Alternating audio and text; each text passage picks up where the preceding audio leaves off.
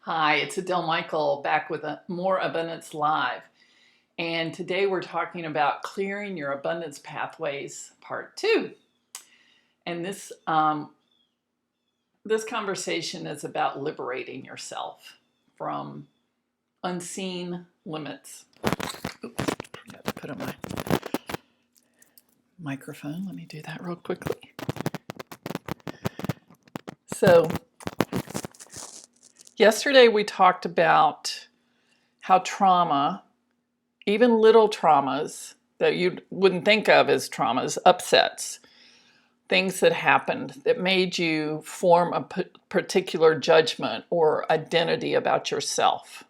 Like maybe, I'm not good with money.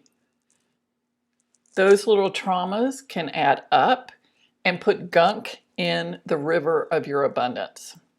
So today we're going to look at another way that junk can get in the river of abundance. And that is about freedom from limitations that you put on yourself, but you may not be aware are there. You don't know maybe the mechanism that's causing them, but you do see the results. So if there's something you've been working to change for a long time and it's still not changing very easily, there are probably some limitations internally that you keep confirming, affirming, and running with. They're at play. And I want to talk to you today about how to start to get underneath that so that you can begin to liberate those limitations and have more abundance in your own life and have more to share with those you care about and with the causes that you care about. So I think there are three different levels that we deal with limitations and how they show up. So first is in your imagination. What can you imagine that you can have? What can you imagine that you can have? And then related to that is the expectations. It's like you might imagine that you could have more money, but you aren't really expecting it to happen. So imagination, and then, which is internal, then expectations, which is external, and then there are the actions you take.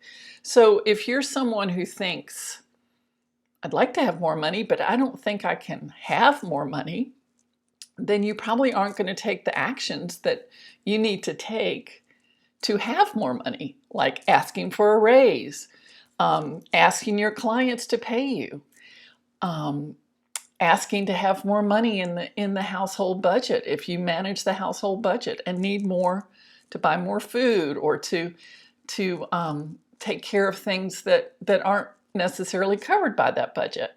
So those are the three levels: imagination, expectation, and actions. So we've been told that what we can conceive, we can achieve. And you probably have some ideas or some memories of that for yourself. So maybe you conceived that you could get an education and you figured out how to go to community college or technical training or college or graduate school, and you did that. That's something you conceived and then you achieved. Maybe it was a marriage that you really wanted to be married and you found a way to find the right partner for you and to have that come into being. Maybe it was having a baby. I know many people suffer with infertility, and I have some friends that have been through that path, and luckily it's turned out very well, but they really had to go for it and do what it takes to have their baby. And maybe it's in your career.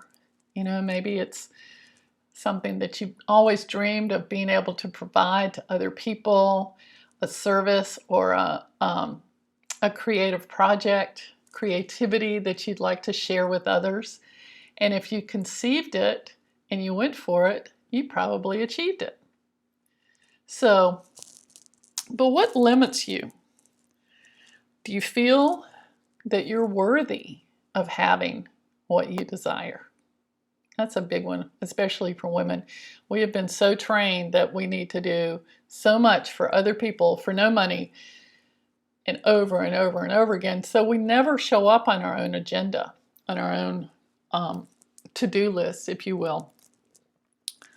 Are you confident that your needs will be met?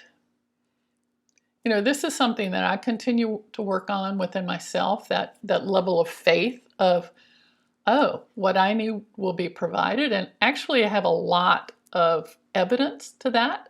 And so I keep I keep updating my expectations about that all my needs are met. Do you feel worthy of wealth? There are some really, really good teachers who talk about that we are part of this infinite field of abundance. And our work is to release our limitations and step into that field so that we are living in abundance. And again, that's a practice. It's and that's why releasing these limitations, are naming them and releasing them, are so important, so that you can step into that abundance and feel it moving through you and see the evidence of it. Do you know that you matter and that you can come first in your life? I have so many clients and friends who talk about this as a real pathway of, oh, you know, I thought I was only supposed to serve, but I realized that if I take care of myself, I contribute better. And that's actually my soul's calling, is to know myself, to care for myself, and to express myself. And yes, that might mean changing up some patterns that you were taught, or maybe that you have in your life. I know for me, being the primary caretaker for an elderly mother, I don't live with her physically, but I am in charge of her finances, and I call her every night now that we're in COVID shutdown. And you know, it's something that I'm responsible for. But what not being able to see her, because I used to go every other weekend, 80 miles, spend the weekend, do lots of fun stuff, come back exhausted. She was pretty tired too, but she had a good time. And I'm so glad we did that. But now it's like, that's not my job.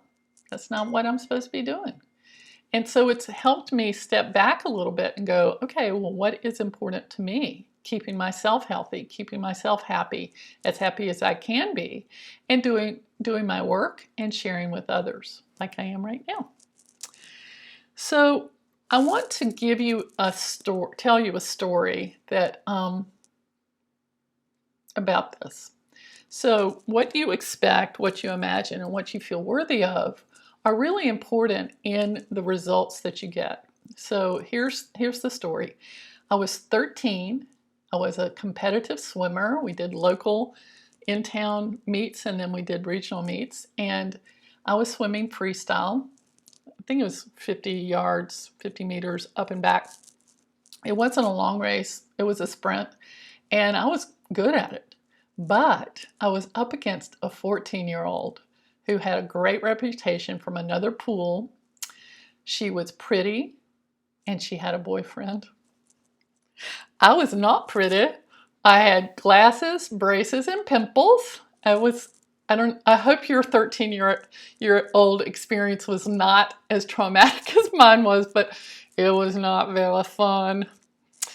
So we're on the starting blocks. I'm right next to her. She's on my right. And in those days, we were taught to swim and just look to our dominant side. So I was breathing to the right. I could see her on the way down to the halfway point. So I'm keeping up with her. We get to the turn. I turn halfway back. I say to myself, I bet I can't win. I kept swimming, but I slowed down. When I touched the wall and looked over, I had not seen her all the way back. When I touched the wall and looked over, she had touched me out by about that much. Do you know what that means? If I had gone for it, I would have won. I would have won that race. And do you know what that might have done to my self-esteem as a gawky, tall, pimply teenager, 13-year-old teenager? It would have made a big difference. I did not have a whole lot of encouragement from home or from school. That would have made a big difference. That was my limit. I didn't think I was worthy of winning. So I didn't imagine that I would win, and I didn't take the action to win.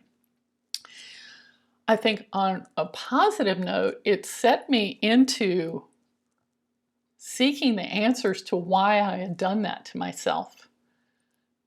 Why I had done that to myself. And so really since then, I've really devoted myself to understanding the human belief system, the subconscious, the psychology, how all that works together to create limits or liberation.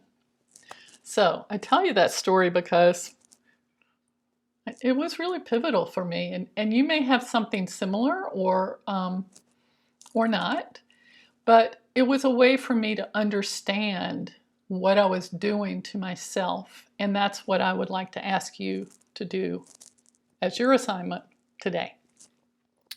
So until you notice and name what's going on, it remains invisible and it runs your life. So let's say you have your own business and you want to market more visibly and you want to try something new. As you think about that, what immediately comes up? What comes to your mind? Could it be, well, I don't want to bother people, or they'll think that I'm all about me, or I just can't be that bold. I don't know what it is, but if any of those things start to come up, I'd love for you to notice them and name them. And this is real, you have to be real quick because it will go by in a flash because it's the water you swim in. So after you notice it and name it, and can be really little, it doesn't have to be magnificent or huge. It could be, oh, I see that I'm stopping myself by telling myself I'm not worthy of having this. The next thing to do is ask the question, is it true? Is it true that you're not worthy? Can you prove that it's true? Or how do you know that it's true? Let's just really question that certainty that you're not worthy, okay? And are you willing, okay, so this is a really big question. Are you willing to name that which limits you so that it can begin to change? And tomorrow we're going to talk about your abundance identity. And creating a new identity can be very scary because you're kind of on uncharted territory. So this is the first step. Are you willing to name how you've been limiting yourself and to allow it to begin to change? So that's it for today. Please join me again tomorrow at 1:00 p.m. Eastern Daylight Time here on Facebook, my Facebook page. And I'm so delighted you were here. And if you have any comments, if you have any limitations you want to share, please let me know. Thanks. I'll see you tomorrow.